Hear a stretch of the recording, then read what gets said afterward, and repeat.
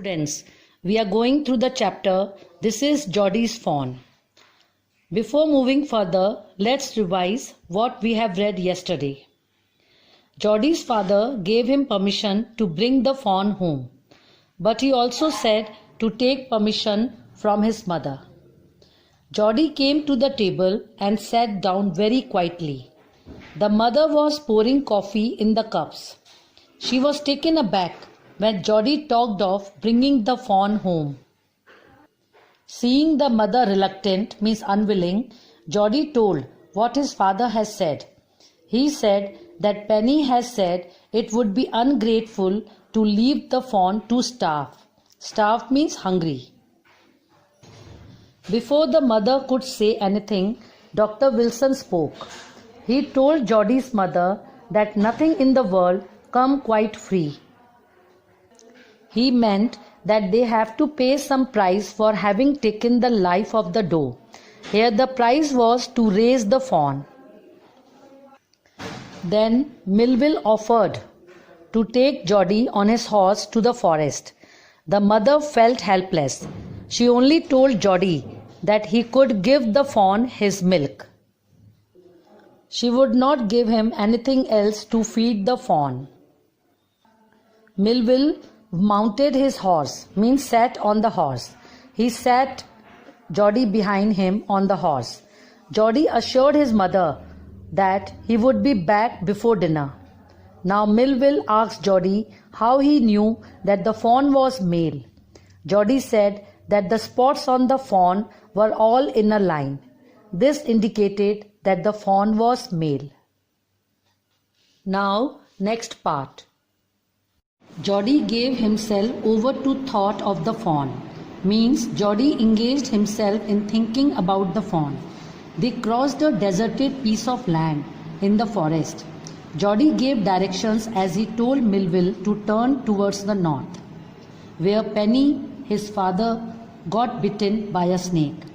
He had killed the doe and seen the fawn there only. All of a sudden, Geordie became unwilling to be with Millville. He wondered if the fawn was dead or could not be found. He did not want Millville to see his disappointment. On the other hand, if he found the fawn, the meeting would be so lovely and so secret that he would not like to share it. Geordie told Millville that the point where he saw the fawn is not very far now. Geordie suggested that he would go on by foot, means walking, as the scrubs, means small bushes ahead are very thick and the horse cannot go further.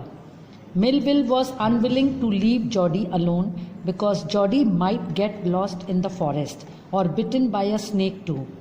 Geordie assured him that he will handle it and also that it will take much time to find the fawn.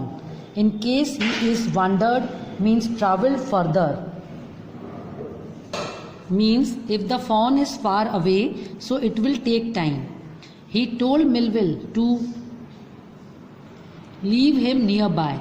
Mill follows the directions and advises him to take it easy. He asked Geordie if he is aware where the north and east was. Geordie told him by pointing out the directions that he knows and that the tall pine trees makes a bearing, means the tall pine trees act as a compass that helps in identifying directions. Then Millville said so long, means bye. Geordie also said bye and expressed his thankfulness. After that, Millville went away. Geordie waited for the sound of the hoofs, means horse feet, to end and let the horse go on a bit far and then take a right. The scrub or the bushes that were in front of him stood still. Only the sound of few twigs or small plants could be heard in the silence. Geordie doubted for a second if he had mistaken his direction. For today, up to here only. Read the story thoroughly from your book so that you can understand properly. Thank you.